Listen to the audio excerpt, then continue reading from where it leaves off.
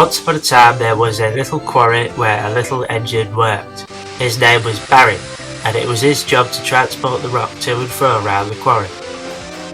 Whilst this kept him busy, he often wondered to himself what lay beyond the tracks at the end of his line.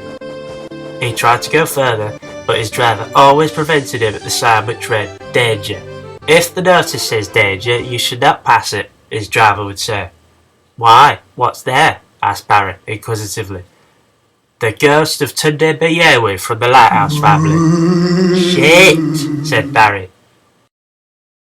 One day, as usual, Barry reached the stopping point. However, it was at this point the troublesome trucks suddenly remembered their fondness for the album Ocean Drive and proceeded to push Barry beyond the danger sign.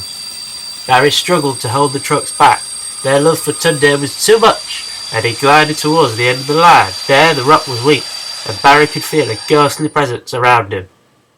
"Oh shit," he said to himself, and suddenly Tunde appeared. "How dare you come to my quarry?" Why are you even here?" Barry asked. "I don't know," Tunde replied angrily. Barry's body began to shake as the rails sagged beneath his weight. Suddenly they fell away completely. His driver jumped clear as Barry began to roll on the wheels down the back. "Fuck!" he cried. He reached the bottom with a crash, landing sideways on the quarry floor. "You stupid twat," said his driver. "Why couldn't you stay on the rails like any other good engine?" "You didn't see the ghost," said Barry, white as a sheet. "Ghost? Whatever next? I don't know how we'd explain this to the Fat Controller, if he wasn't dead."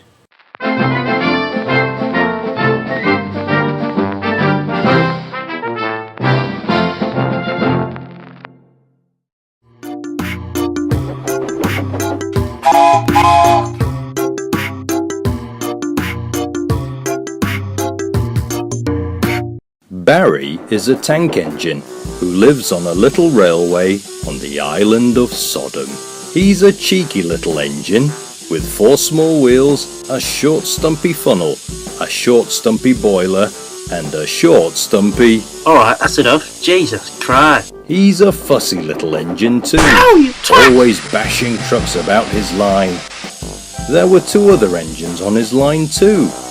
They were Leonard, the big green diesel, and Arseface, the yellow tank engine who couldn't talk because he had a bum for a face. Poor old Arseface. Barry thinks no engine works as hard as he does on the railway, and he loves playing tricks on the other engines, especially Leonard the green diesel. "Ah, you utter shithouse!" It was all fun and games until one day, after hauling a load of trucks, Leonard got tired of Barry's tricks.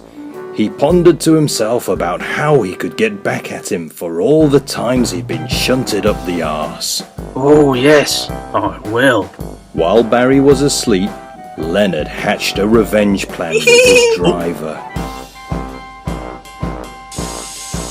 "Morning, Barry." Morning, Leonard.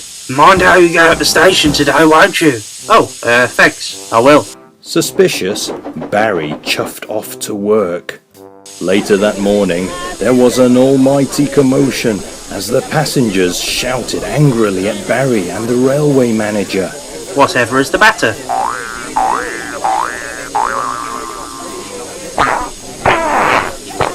"Gah, that utter metal bollocksack." Barry hurried off to get cleaned up, all the while pondering how he could pay Leonard back. That evening, Barry crept up beside Leonard. His driver sneaked out, popped some earmuffs on him, and got to work.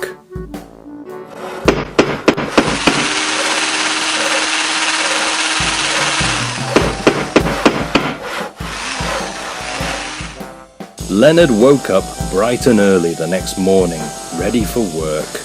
"Good morning, Leonard." "What? Oh, hello." Leonard tried to move off for work, but he couldn't.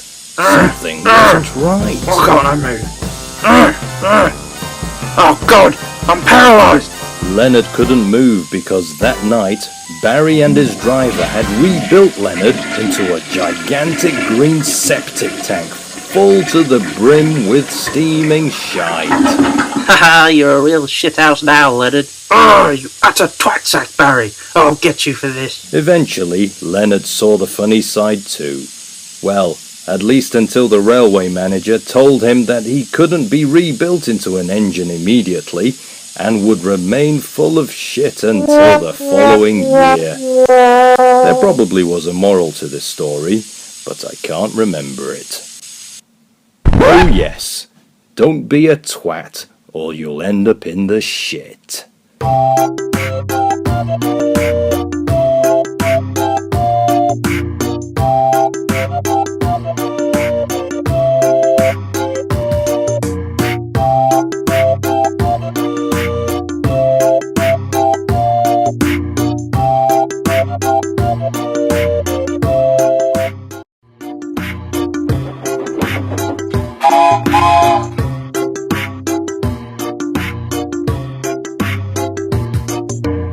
It was a busy time on the island of Sodom. The engines were being worked double hard to complete all the work. Bloody hell, Leonard. Sorry, Barry. Diesel's first. Bloody Diesel's such a rude bunch. Busiest of all was the coal mine where Barry had been assigned to work. Barry was weary of the coal mine. He'd heard stories of nasty and unsavoury coal mine engines working there. If he had to go there at all, he preferred not to stay there for very long.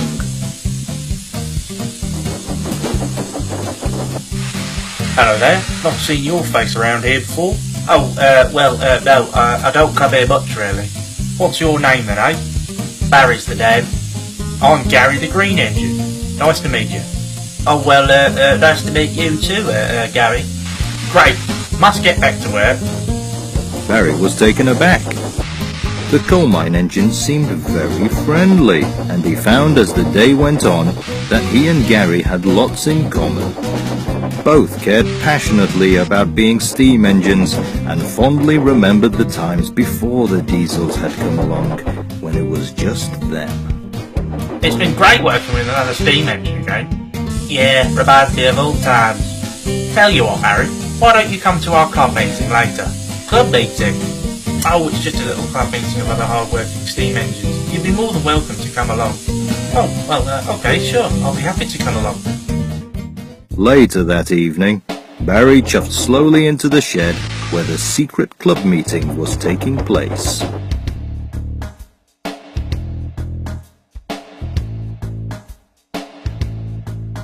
And so, brothers, we at Steamkit cannot sit back and continue to let the diesel destroy our history and culture.